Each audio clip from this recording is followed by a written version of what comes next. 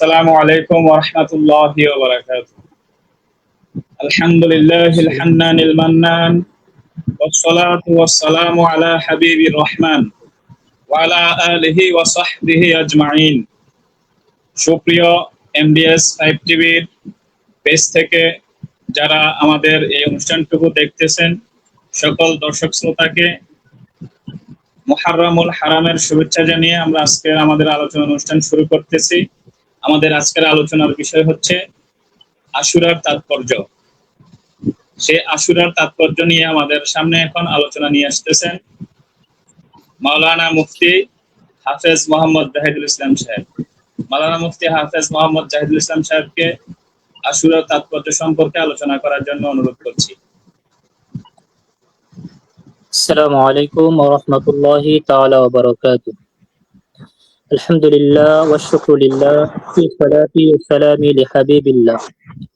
আল্লাহুম্মা সাল্লি আলা সাইয়্যিদিনা ওয়া মাওলানা মুহাম্মদ নূরিল আনওয়ারি ওয়া সিররিল আসরারি ওয়া সাইয়্যিদিল আবরারি ওয়া আলিহি ওয়া সাল্লাম। আল্লাহ তাআলা আমাদেরকে যে মহান একটি মাস দিয়েছেন, এই আয়াতের ব্যাপারে আমরা যদি দেখি, আমরা যেই মাস আমরা এখন পালন করতেছি, এই মাসের ব্যাপারে আল্লাহ তাআলা বলতেছেন, ইন্না ইদ্দাতাশ শুহুরি ইনদাল্লাহি 12 শাহরান ফি কিতাবিল্লাহ ইয়াওমা খালাকাস সামাওয়াতি ওয়াল আরদ মিনহা আরবাআতুন হুরুম।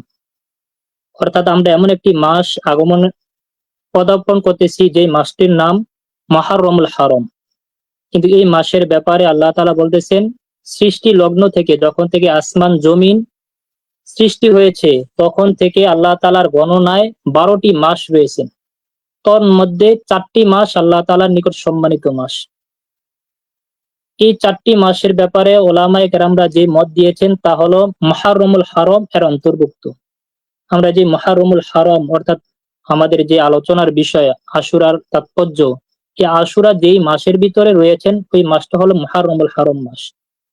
এই মাসটি এমন একটি মাস যে মাসের ভিতরে আপনি যদি দেখেন, মুহররম মাসের 10 তারিখ এমন একটি দিন যে দিনটার ভিতরে আল্লাহ তাআলা অসংখ্য অগণিত নবী রাসূলদেরকে বিভিন্ন নেয়ামত দিয়েছেন এবং বিভিন্নভাবে পরীক্ষা করেছেন। তার মধ্যে মুহররমুল হারাম যেই কারণে শ্রেষ্ঠত্ব হয়েছেন, যেই কারণে আজও মানুষের ভিতরে এই মাসটা আসলে মানুষের ভিতরে একটা আকাঙ্ক্ষা, একটা হৃদয় ভ্রান্ত যেই মন উজাড় হয়ে থাকে, যার স্মরণে মানুষ এখনো কান্না করে। যে ঘটনা ঘটার পরে মানুষ অন্যদিকে যতটুকু মনোবিষিত হয় তার চেয়ে বেশি এটার দিকে মানুষ নিয়োজিত হয়। এটা আমরা সকলেই জানি। এই মাসটার ভিতরে মুহররমুল হারাম মাস অর্থাৎ কারবালার যে ঘটনা, মুহররম মাস আসলে এক কথায় আমাদের সকলের নজরে এসে যায় মুহররম মাসের কারবালার ঘটনা। এই ঘটনার সাথে যেই জিনিসটা জড়িত, যদি আমরা আল্লামা ইকবাল রহমতুল্লাহ আলাইহির জবান থেকে যে একটা উক্তি রয়েছেন ওইটার দিকে যদি লক্ষ্য করি, তিনি বলতেছেন, রক্তিম পবিত্র সেই ব্যতিক্রম মুহররমের কাহিনী, যার সূচনা শুরু হয়েছিলেন হযরত ইসমাইল আলাইহিস সালাম, যার সমাপ্তি করেছেন মাওলা ইমাম হোসেন। যদিও তিনি সংক্ষিপ্তে এই কথাটা প্রবাদটা বলেছেন, যদি আপনি এর তাৎপর্য দেখেন, এর ভিতরেও তিনি শেষে গিয়ে যেই আয়াত কোরআনের কারিমের যে আয়াত কানা উল্লেখ করেছেন, ওয়াদাইনাহু বিজিবহিন আযীম। আমরা মুহররম মাস আসলে যখন আহলে বাইতের আলোচনা, কারবালার ঘটনা আসে, তখন দেখতে পারি ওয়াদাইনাহু বিজিবহিন আযীম বলে আল্লামা ইকবালও যেই দিকে লক্ষ্য করেছেন, তিনি বলতেছেন এই মুহররম মাস যেই দিনটা আমরা উদযাপন করি, এই দিনের যে ঘটনাটা, এটা তাৎপর্যটা এরকম, যার শুরু হয়েছেন হযরত ইসমাইল আলাইহিস সালামের মাধ্যমে এবং যার সমাপ্তি ঘটেছেন মাওলা ইমাম হোসেন আলাইহিস সালামের মাধ্যমে। বলতেছেন কিভাবে, আল্লাহ রাসূল সাল্লাল্লাহু আলাইহি ওয়াসাল্লাম এর দরবারে যখন জিবরাইল আলাইহিস সালাম আসলেন, আসার পরে দেখতেছেন তার সন্তান এবং তার নাতি পাশে রয়েছেন। তখন হযরত জিবরাইল আলাইহিস সালাম বলতেছেন, ইয়া রাসূলুল্লাহ, ইয়া হাবিবাল্লাহ, আপনার যে কোনো একজনের মায়া আপনাকে ছাড়তে হবে। তখন আল্লাহ রাসূল সাল্লাল্লাহু আলাইহি ওয়াসাল্লাম মাওলা ইমাম হোসেনের কারণে ওনার সন্তান হযরত ইব্রাহিম আলাইহিস সালামকে কুরবানি করলেন। আর মাওলা ইমাম হোসেন আলাইহিস সালাম কে আল্লাহ তাআলা তার বান্দার জন্য কুরবানি করে নিলেন। আমরা জানি হযরত ইসমাইল আলাইহিস সালামের যে কুরবানি, ওই কুরবানির মাধ্যমে আল্লাহ তাআলা হযরত ইব্রাহিম আলাইহিস সালামকে বারংবার স্বপ্নে দেখিয়েছেন যে আপনার প্রিয় বস্তু আল্লাহর রাহে কুরবানি করুন। কিন্তু আল্লাহ তাআলা সেই কুরবানির মাধ্যমে একটা পশুর মাধ্যমে আল্লাহ তাআলা বলতেছেন ওয়াফাদাইনাহু বিযিবহিন আযীম, আমি একটা মহান বস্তুর বিনিময়ে এই কুরবানিটা গ্রহণ করে নিলাম। কিন্তু এখানে দুইটা জিনিস, একদিকে হযরত ইসমাইল আলাইহিস সালাম, আরেকদিকে একটা দুম্বা। আমরা সাধারণভাবে জানি একটা মানুষের চাইতে কখনো পশু উত্তম হতে পারে না, মহান হতে পারে না। কিন্তু আল্লাহ তাআলা যেই দিকে ইঙ্গিত করে বলতেছেন ওয়াফাদাইনাহু বিযিবহিন আযীম, মহান কুরবানির বিনিময় আমি হযরত এই কুরবানিকে গ্রহণ করে নিলাম।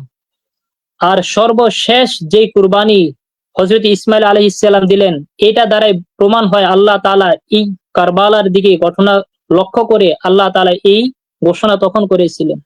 এজন্য আমরা যখন আশুরার দিন আসে, আমাদের এই জিনিসটা আমাদের মাথায় নলেজে এসে যায়। কেননা এমন একটি মাস যার জন্য আল্লাহ রাসূল সাল্লাল্লাহু আলাইহি ওয়াসাল্লাম ভবিষ্যৎবাণী করে দিয়ে গেছিলেন। আম্মাজান উম্মে সালমা রাদিয়াল্লাহু তাআলা আনহাকে আল্লাহ রাসূল সাল্লাল্লাহু আলাইহি ওয়াসাল্লাম বলে দিলেন, হে উম্মে সালমা, তোমার কাছে আমি কিছু মাটি দিয়ে যাচ্ছি। এই মাটিটা যখন দেখবা রক্তে লাল হয়ে গিয়েছে, তখন মনে করবা যে মাওলা ইমাম হুসাইন তখন দুনিয়ার জমিনে শাহাদাত বরণ করেছে। এর প্রেক্ষিতে তিরমিজি শরীফের ভিতরে সিয়াসিতার অন্যতম একটা কিতাবের ভিতরে হাদিস উল্লেখ রয়েছেন, যে হাদিসের ভিতরে আম্মাজান উম্মে সালমা রাদিয়াল্লাহু তাআলা আনহা তিনি বলতেছেন ওনার একজন খাদেমা ছিলেন, তিনার নামও ছিলেন সালমা। আম্মাজান উম্মে সালমা যখন বিশ্রাম নিচ্ছেন, হঠাৎ ঘুম থেকে উঠে তিনি কান্না করতে লাগলেন। তখন ওনার খাদেমা জিজ্ঞাসা করলেন, আম্মাজান আপনি কেন কান্না করতেছেন? তখন উম্মে সালমা বললেন, আমি এই মাত্র স্বপ্নে দেখলাম আল্লাহ রাসূল সাল্লাল্লাহু আলাইহি ওয়াসাল্লামের গায়ে ধুলাবালু লেগে রয়েছে। তখন আমি রাসূলকে জিজ্ঞেস করলাম, ইয়া রাসূলুল্লাহ, ইয়া হাবিবাল্লাহ, আপনার গায়ে ধুলাবালু লেগে রয়েছে, আপনি কেন কান্না করতেছেন? তখন বলতেছেন, আমি কান্না করি এই কারণে, আমি এই মাত্র ইমাম হোসেন যে জায়গায় শহীদ হয়েছে ওই স্থান থেকে আমি আসলাম। অর্থাৎ আল্লাহ রাসূল সাল্লাল্লাহু আলাইহি ওয়াসাল্লাম ওই দিনটা স্বয়ং নিজে উপভোগ করেছেন এবং ধুলাবালু, কারবালার ময়দানে যে ধুলাবালু রয়েছেন ওই ধুলাবালু নিজের গায়ে লাগিয়েছেন এবং ইমাম হোসেনের জন্য কান্না করেছেন। তখন আম্মাজান উম্মে সালমা বলতেছেন, আমি যখন রাসূলকে দেখলাম কান্না করতেছে, তখন আমিও এর জন্য কান্না করতেছি। তখন সাথে সাথে উম্মে সালমা ওনার খাদেমাকে বললেন, যাও ওই শিশির ভিতরে যে মাটিটা রেখেছিলাম ওই মাটিটা নিয়ে আসো। আনার সাথে সাথে দেখতেছেন ওই মাটির ভিতরে রক্তে লাল হয়ে গিয়েছে। এজন্য কারবালার ঘটনাটা এমন একটি ঘটনা, আশুরার দিন। এজন্য বললাম আশুরার মাস, মুহররম মাস যখন আসে, আশুরার ঘটনা আসলে পূর্বের যত ঘটনা রয়েছে সকল ঘটনা এর কাছে তুচ্ছ মনে হয়। অর্থাৎ এই ঘটনা যখন সামনে আসে অন্য কোনো ঘটনা আর ঘটনা মনে হয় না, কারণ এমন বিরল ভাবে এই ঘটনা ঘটে গিয়েছে। মাওলানা মুফতি জাহিদুল ইসলাম সাহেব, হ্যাঁ, মাওলানা মুফতি জাহিদুল ইসলাম সাহেব, আমরা আবারও আপনার কাছে আসব। আপনি অত্যন্ত চমৎকার ভাবে আশুরার আলোচনা করতে গিয়ে আশুরার আলোচনার যে একটা প্রেক্ষাপট, ঐতিহাসিক কারবালা, সেই কারবালার বিষয়ে মাওলা হুসাইন পাকের শান ও মানের ব্যাপারে অত্যন্ত চমৎকার আলোচনা করতেছিলেন। আমরা আবারও আপনার কাছে আসবো এই বিষয়টা নিয়ে। এই পর্যায়ে আমরা চলে যাচ্ছি মাওলানা আল আমিন আল কাদরি সাহেবের কাছে। মাওলানা আল আমিন কাদরি সাহেবের কাছ থেকে আমরা জানতে চাইবো যে আশুরা কি এবং কেন, আশুরার তাৎপর্য সম্পর্কে একটু সংক্ষিপ্ত আশুরার পরিচয় এবং তার তাৎপর্য সংক্ষিপ্ত আকারে তুলে ধরার জন্য অনুরোধ করতেছি। জি, নাহমাদুহু ওয়া নুসাল্লি ওয়া নুসাল্লিমু আলা রাসূলিল কারীম, আম্মা বা'দ। সম্মানিত সঞ্চালক মহোদয় জনাব ইকবাল রেজা, আলোচক এবং আসসালামু আলাইকুম ওয়া রাহমাতুল্লাহি ওয়া বারাকাতুহু। আজ আমরা এমডিএস 5 টিভির পক্ষ থেকে যে আলোচনায় এসেছি, আমাদের আলোচনার বিষয় হচ্ছে আশুরার তাৎপর্য, আশুরা কি এবং কেন। আমরা যদি সরাসরি আলোচনায় চলে যাই, আশুরা শব্দটি আসলে আরবি, যার উৎপত্তি আশারা থেকে। আর আরবিতে আশুরা বলা হয় হুয়াল ইয়াউমুল আশির মিনাশ শাহরিল মুহাররম, মুহাররম মাসের 10ম দিনকে সাধারণত আশুরা বলা হয়। এই দিন একটা গুরুত্বপূর্ণ দিন। এর সূচনা লগ্ন থেকে শুরু করে একেবারে এই জামানা পর্যন্ত আশুরা দিনটি গুরুত্বপূর্ণ। অনেকে তাফসীরের মধ্যে এসেছে আল্লাহ তাআলা এই পৃথিবীকে সৃষ্টি করে দিন শান্ত হয়েছেন সেদিন আশুরার দিন ছিল। রব্বে করিম বাবা আদম আলাইহিস সালাম তওবা যেদিন কবুল করেছিলেন আশুরার দিন। নূহ আলাইহিস সালাম প্লাবন থেকে ছিলেন আশুরার দিন ছিল। ইব্রাহিম আলাইহিস সালাম নমরুদের অগ্নি পরীক্ষা থেকে যখন মুক্তি লাভ করেছিলেন আশুরার দিন ছিল। মুসা আলাইহিস সালাম ওদের ফেরাউনের দলবল থেকে মুক্তি পেয়েছিলেন আশুরার দিন ছিল। ইউসুফ আলাইহিস সালাম ভাইকে ছেড়ে দেওয়ার দিক থেকে মুক্তি পাওয়ার দিনটি আশুরার দিন ছিল। আইয়ুব আলাইহিস সালামের 17-32 চেহারায় রোগে আক্রান্ত হওয়ার পর মুক্তি পাওয়ার দিনটি আশুরার দিন ছিল। ঈসা আলাইহিস সালাম আল্লাহর দরবারে ফিরে যাওয়ার দিনটি আশুরার দিন ছিল। এইভাবে আমাদের নবী মক্কার কুরাইশ হিজরত করে মদিনাতুল মুনাওয়ারায় যেদিন গিয়েছিলেন সেদিন আশুরার দিন ছিল। লক্ষ্য করলে আমরা দেখব সৃষ্টির সূচনা থেকে শুরু করে আমাদের নবীর মদিনা হিজরত পর্যন্ত আশুরার দিনটি ছিল নবীদের মুক্তি লাভের দিন। এই পর্যন্ত নবীরা বিভিন্ন ধরনের বিপদ থেকে মুক্তি পেয়েছিলেন, কিন্তু সর্বশেষ আমাদের প্রিয় নবীর দৌহিত্র ইমামে আলী মুকাম ইমাম হোসাইন রাদিয়াল্লাহু তাআলা আনহু সপরিবারে আশুরার দিনে শাহাদাত বরণ করেছেন, আত্মবিসর্জন দিয়ে উম্মতকে মুক্তি দান করেছেন। সুবহানাল্লাহি ওয়া বিহামদিহি সুবহানাল্লাহিল আযীম। এর আগ পর্যন্ত সকল নবীরা মুক্তি লাভ করেছিলেন বিপদ থেকে, কিন্তু হোসাইন রাদিয়াল্লাহু তাআলা আনহু ইমামে আলী মুকাম রাদিয়াল্লাহু তাআলা আনহু নিজে খোদার রাহে আত্মবিসর্জন দিয়ে উম্মতকে, নানা জানের উম্মতকে মুক্তি দান করেছিলেন। কিভাবে? কবি কাজী নজরুল ইসলামের ভাষায় স্যার দেগা নেহি দেগা আমামা, ইমামে আলী মুকাম আমাদেরকে সরেজমিনে আত্মবিসর্জন দিয়ে শিক্ষা দিয়েছেন, যদি প্রিয় নবী সাল্লাল্লাহু আলাইহি সাল্লামের ইসলামের উপর আমাদের থাকতে হয় তাহলে প্রয়োজন হলে ছেড় দিতে হবে, পরিবার দিতে হবে, ধন সম্পদ ত্যাগ করতে হবে, তারপরও ইসলাম থেকে এক চুলো সরে যাওয়া যাবে না, এক চুলো এদিক সেদিক যাওয়া যাবে না।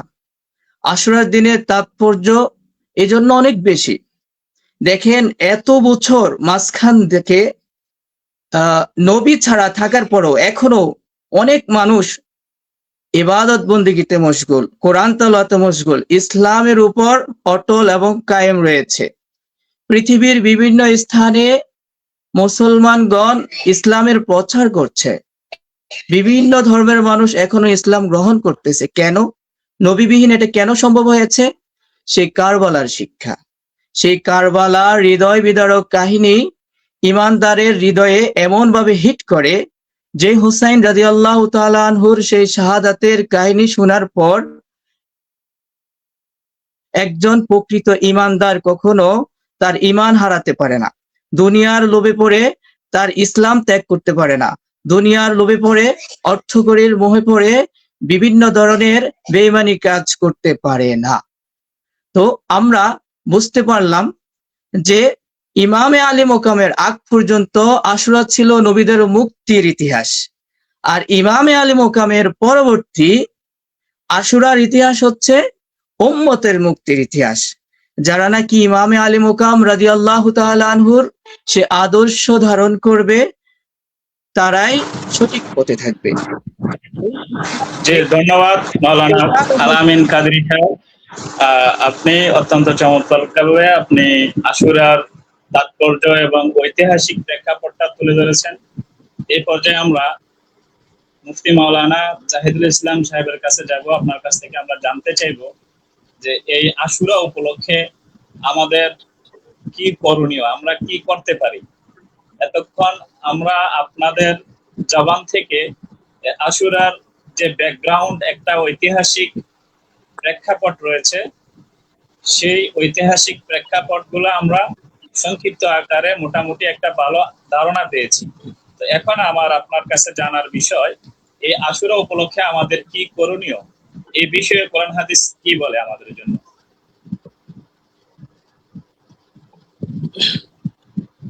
আলহামদুলিল্লাহ। আল্লাহ রসুল সাল্লাল্লাহু আলাইহি ওয়াসাল্লাম আশুরার সম্পর্কে যে সকল হাদিস রয়েছেন তন্মধ্যে একখানা হাদিস হলেন আফজালুস সিয়াম বাদাল রমাদান শাহরুল্লাহিল মুহাররম। আল্লাহ রসুল সাল্লাল্লাহু আলাইহি ওয়াসাল্লাম বলতেছেন, রমাদান মাসের পর সর্বশ্রেষ্ঠ যে রোজা রয়েছেন ওই রোজাটা হলো আশুরা অর্থাৎ মুহাররম মাসের রোজা। তখন আল্লাহ রসুল সাল্লাল্লাহু আলাইহি ওয়াসাল্লাম এই হাদিসের ব্যাখ্যা করতে গিয়ে বলতেছেন যে আল্লাহ রসুল সাল্লাল্লাহু আলাইহি ওয়াসাল্লাম যখন এই রোজা রাখতেন, রাখার পর যখন হিজরত করে মদিনাতুল মুনাওয়ারায় গেলেন, যাওয়ার পরেও দেখলেন সাহাবায়ে কেরাম এবং ওনারা রোজা রাখতেন আশুরার রোজা। তখন ওখানকার যারা বিধর্মী ছিলেন তিনারাও এই আশুরার রোজা রাখতেন। তখন আল্লাহ রসুল সাল্লাল্লাহু আলাইহি ওয়াসাল্লাম তাদেরকে জিজ্ঞেস করলেন, তোমরা কেন রোজা রাখো? তখন তারা জবাব দিলেন যে এই দিন আশুরা অর্থাৎ মুহররমের 10 তারিখ হযরত মূসা আলাইহিস সালাম ফেরাউনের হাত থেকে রক্ষা পেয়েছেন, এজন্য আমরা এই আশুরার দিন রোজা রাখি। তখন আল্লাহ রসুল সাল্লাল্লাহু আলাইহি ওয়াসাল্লাম বলতেছেন, তার চাইতে তো আমাদের হক অর্থাৎ মূসা আলাইহিস সালামের হক আমাদের উপর বেশি। এজন্য আল্লাহ রসুল সাল্লাল্লাহু আলাইহি ওয়াসাল্লাম বলতেছেন যে আমরা তাদেরকে ফলো করব না, অর্থাৎ তারাও রোজা রাখে হযরত মূসা আলাইহিস সালামের জন্য আমাদের হক বেশি, এজন্য তারা যে এই কাজটা করে তাদের জন্য আমরা এই কাজ ছেড়ে দেব না, আমরা রোজা রাখবো, বরঞ্চ তাদের চাইতে আমরা একটা বেশি রাখবো। এই জন্য ওনারা আল্লাহ রসুল সাল্লাল্লাহু আলাইহি ওয়াসাল্লাম বলতেছেন যখন আশুরার দিন আসে তখন যেন উম্মতি মুহাম্মদী যারা রয়েছেন তারা যেন আশুরার সম্মানে রোজা রাখেন। এবং এই রোজার ব্যাপারে আল্লাহ রসুল সাল্লাল্লাহু আলাইহি ওয়াসাল্লাম বলতেছেন যে ব্যক্তি আশুরার রোজা রাখবে আল্লাহ তাআলা এর খাতিরে তার পূর্বের এবং পরবর্তী 2টি বছরের গুনাহ আল্লাহ তাআলা মাফ করে দিবেন। এবং কিতাবের ভিতরে এরকম পাওয়া যায় যে একজন ব্যক্তি জিজ্ঞেস করলেন যে আশুরার রোজা রাখলে এর ফজিলত কি পাওয়া যায়, এর বিনিময়ে আমরা কি পাবো? তখন এই বর্ণনা করতে গিয়ে বলতেছেন যে ব্যক্তি আশুরার দিন, অনেক সময় দেখা যায় আমরা দান সদকা করে থাকি, কিন্তু আশুরার ব্যাপারে বলতেছেন যে ব্যক্তি আশুরার দিন দান সদকা করবে আল্লাহ তাআলা তার রিজিক আল্লাহ তাআলা বাড়িয়ে দিবে। এবং বলতেছেন যদি তার পরিবারের জন্য সে রিজিক বৃদ্ধি করে অর্থাৎ ওই দিন ভালো ভালো কিছু আয়োজন করে আল্লাহ তাআলা এর উসিলা করে আল্লাহ তাআলা তার রিজিকের ভিতর বরকত দান করে দিবেন। তখন একজন আল্লাহর ওলির ঘটনা বলতে গিয়ে বলতেছেন যে এটার তাৎপর্যটা কতটুকু গুরুত্ব। তখন বলতেছেন আমি নিজে এটা পরীক্ষা করে দেখেছি, আমার হায়াতের জিন্দেগিতে আমি 50 থেকে 60 বছর এর উপর আমল করেছি। এই আমল করতে গিয়ে যখন আমি প্রত্যেক বছর দান সদকা করতাম এবং পরিবারের জন্য এই উপলক্ষে ব্যয়বহুল খরচ করতাম, এর বিনিময়ে আল্লাহ তাআলা আমার ইজ্জত সম্মান রিজিক আল্লাহ তাআলা বাড়িয়ে দিয়েছেন। এজন্য যখন আশুরার দিন আসে আমাদের প্রত্যেক মুমিন মুসলমানদের উচিত হবে এই দিনের সম্মানার্থে রোজা পালন করা এবং বেশি বেশি দান সদকা করা। এবং যাদের কারণে আমরা ইসলাম পেয়েছি ঘুরে ফিরে ওই মাওলা ইমাম হুসাইন আলাইহিস সালামের কথাই এসে যায়। এজন্য খাজা গরিবে নওয়াজ বলেছিলেন শাহ আস্তে হুসাইন বাদ শাহ আস্তে হুসাইন দিন আস্তে হুসাইন দিন পানা আস্তে হুসাইন। অর্থাৎ যার কারণে আমরা এত কিছু পেলাম, অর্থাৎ জিনাকে সম্রাট বানিয়ে দিয়েছেন আল্লাহ তাআলা তার হাবিবের মাধ্যমে, জিনাদেরকে জান্নাতের যুবকদের সর্দার বানিয়ে দিয়েছেন, এবং তাদেরকেও আমরা যেন এই দিন স্মরণ করতে পারি, তাদের স্মরণে আমরা যা কিছু করব তাদেরকে স্মরণ রেখে যেন আমরা ওই কাজ করতে পারি, আল্লাহ তাআলা যেন সেই তৌফিক আমাদেরকে দান করে দেন। আমিন আমিন। ধন্যবাদ মাওলানা মুফতি জাহিদুল ইসলাম সাহেবকে। এ পর্যায়ে আমি মাওলানা মোহাম্মদ আল আমিন কাদেরী হুজুরের কাছে যাব। হুজুরের কাছে আমি একটা বিষয় জানতে চাই, সেটা হচ্ছে এইমাত্র আমাদের মুফতি জাহিদুল ইসলাম সাহেব তিনি আলোচনার এক পর্যায়ে বলেছেন যে এমন একটা বর্ণনা আসছে যে বর্ণনাতে বলা হয়েছে আশুরা উপলক্ষে বেশি বেশি খাবার পরিবেশন করা, ভালো খাবার পরিবেশন করা। মাওলানা আলামিন সাহেব কি আমার কথা শুনতে পাইতেছেন?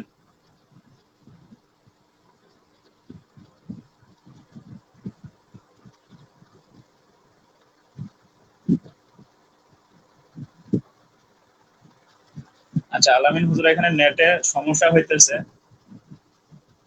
জি, জাহিদ হুজুর,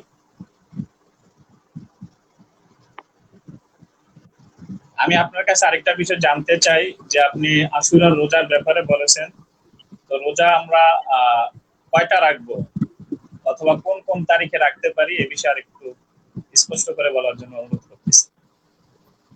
আশুরার ব্যাপারে আল্লাহ রসুল সাল্লাল্লাহু আলাইহি ওয়াসাল্লাম যে বর্ণনা দিয়েছেন, অর্থাৎ খ্রিস্টানরা যে রোজা রাখতেন, তারা আশুরার দিন ইহুদি নাসারারা যে রোজা রাখতেন, তখন তারা 10 তারিখ একটা রোজা রাখতেন। এজন্য আল্লাহ রসুল সাল্লাল্লাহু আলাইহি ওয়াসাল্লামের সামনে যখন সাহাবায়ে কেরামরা আরজি জানালেন, বড় বড় সাহাবায়ে কেরামরা বলতেছেন, ইয়া রাসূলুল্লাহ, ইয়া হাবিবাল্লাহ, ইহুদি নাসারার এই দিনে রোজা রাখে একটা, আমরা কি তাদেরকে অনুসরণ করবো, আমরা কি একটা রাখবো? তখন আল্লাহ রসুল বলতেছেন, না, তারা যেহেতু একটা রাখে, আল্লাহ চাহে তো আমরা যখন আগামীতে রোজা রাখবো তখন আমরা 2টি রোজা রাখবো, হয় হয় আশুরার আগের দিন অর্থাৎ 9 তারিখ একটি এবং 10 তারিখ একটি, অথবা 10 তারিখ একটি তারপরের দিন একটি।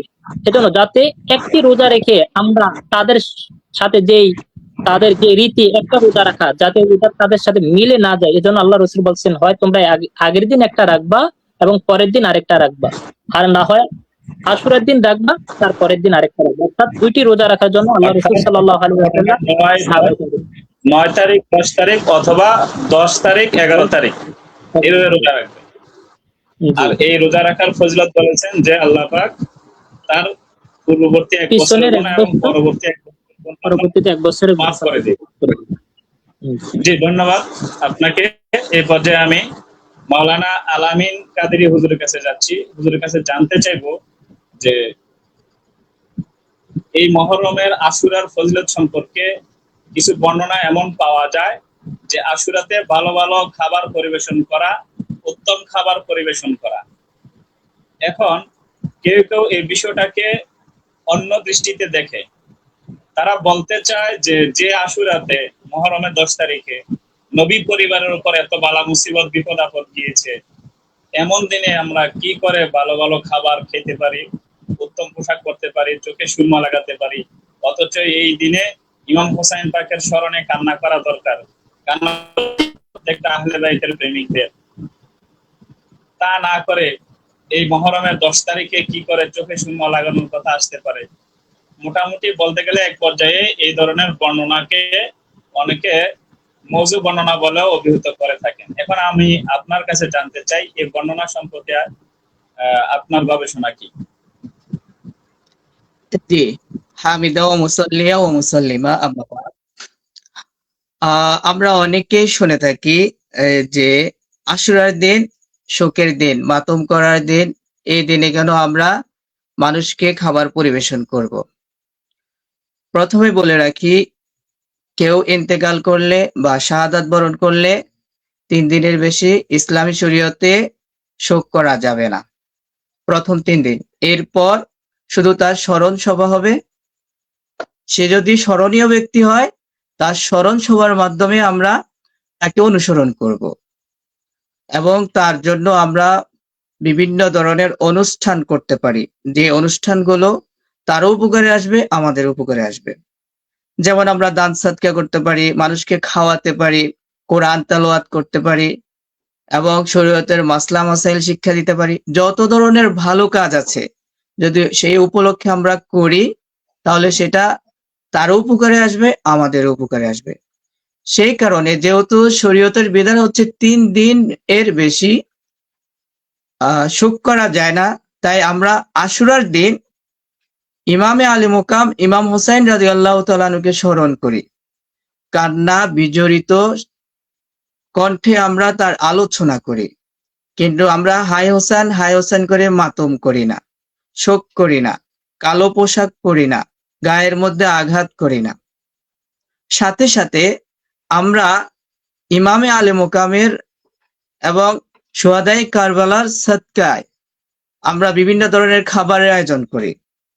মিশকাত শরীফে একখানা হাদিস আসছে, আমার কাছে একটা রেফারেন্স এখন নাই, পরে দিতে পারবো, যে যেই ব্যক্তি এই দিন হালিম পাকাবে, মানুষকে খাওয়াবে, আল্লাহ তাআলা পরবর্তী 1 বছর তার রিজিকের মধ্যে তরাক্কি দান করবে। 1 বছর তারা রিজিক নিয়ে করতে হবে। এই ধরনের একটা হাদিস মিশকাত শরীফের মধ্যে রয়েছে। এছাড়াও যেহেতু এটা এই দিনটা উম্মতের মুক্তির দিন, মাঝখানে ইমামে আলী মোকাম ইমাম হুসাইন রাদিয়াল্লাহু তাআলা আনহু সপরিবারে শহীদ হয়েছেন, সেটাও উম্মতের মুক্তির দিন। তাই আমরা ওই দিন ওনাদেরকে স্মরণ করব এবং আমরা উম্মতে মুসলিমা হিসাবে নিজেদেরকে সুন্দরভাবে উপস্থাপন করব। সাধারণভাবে আমরা যেভাবে চলি সেভাবে গর্জিয়াস ভাবে সুন্দরভাবে নিজেদেরকে উপস্থাপন করব এবং ওই দিন স্মরণ করে ওনাদেরকে দোয়া করব। আচ্ছা, মাওলানা আলামিন কাদেরী সাহেব, যেহেতু এখানে এই খাবার পরিবেশন করার বর্ণনাটুকু আসছে, আমরা কি এভাবে সমন্বয় করতে পারি না যে আমরা তো অবশ্যই আহলে বাইতকে মহব্বত করি, ইমাম আলী মাকাম মাওলা হোসেন পাককে ভালোবাসি, সোহাদাই কারবালাকে ভালোবাসি, মহব্বত করি। তো সত্যিকার অর্থে যারা সোহাদাই কারবালাকে মহব্বত করবে, ভালোবাসবে, দিল থেকে ভালোবেসে স্মরণ করবে, স্মরণ করলে অবশ্যই তার মধ্যে একটা দুঃখ কষ্ট আসবে, ব্যথা বেদনা আসবে, স্বাভাবিক, আসাটাই স্বাভাবিক, এটা মানুষের স্বভাবজাত ধর্ম। তো যেহেতু আবার অপর পক্ষে খাবার খাওয়ানোর বর্ণনাও আসছে, তো আমরা তো এটাকে এভাবে গ্রহণ করতে পারি, আমরা ভালো ভালো খাবারের ব্যবস্থা করব ইমামে হোসেন পাকের মহব্বতে, আহলে বাইতের মহব্বতে, আহলে বাইতের মহব্বতের খাতিরে ওনাদেরকে ভালোবেসে, ওনাদের স্মরণে, ওনাদের জন্য উৎসর্গ করে, ওনাদের জন্য হাদিয়া হিসেবে আমরা ভালো ভালো খাবারের আয়োজন করতে পারি কিনা? আমরা তো এইভাবে করতে পারি, তাই তো? দেখেন, জি, আব্দুল কাদের জিলানী রাদিয়াল্লাহু তাআলা আনহু ওনার বুনিয়াতুত তালিবিন কিতাবের মধ্যে একটা বর্ণনা এমন এনেছেন, যে ব্যক্তি আশুরার দিনে 1 গ্লাস শরবত পান করাবে অন্যকে, আল্লাহ পাক তাকে 1 দিন 1 রাত ইবাদত বندگی করলে যে সওয়াব হবে, সেই ফজিলত আল্লাহ তাকে দান করবে আশুরার দিনে 1 গ্লাস শরবত অন্যকে পান করানোর কারণে।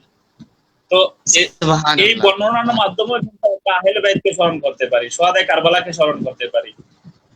10ই মুহররমে সোহাদাই কারবালা, কারবালার প্রান্তরে নবী বংশ পানির পিপাসায় শহীদ হয়েছিলেন, সেই তৃষ্ণার্তের করুণ মুহূর্তের কথা স্মরণ করে আজও যদি আমরা মুহররমের 10 তারিখে অন্য মানুষদেরকে শরবত বানিয়ে পান করাই, সেই সোহাদাই কারবালাদেরকে, শহীদদেরকে স্মরণ করে ওনাদের ভালোবাসা, ওনাদের মহব্বত নিয়ে যদি আমরা এই আমলটুকু করতে পারি, আমরা অবশ্যই আল্লাহ আল্লাহ রাসূলের পক্ষ থেকে যা যা পেতে পারি।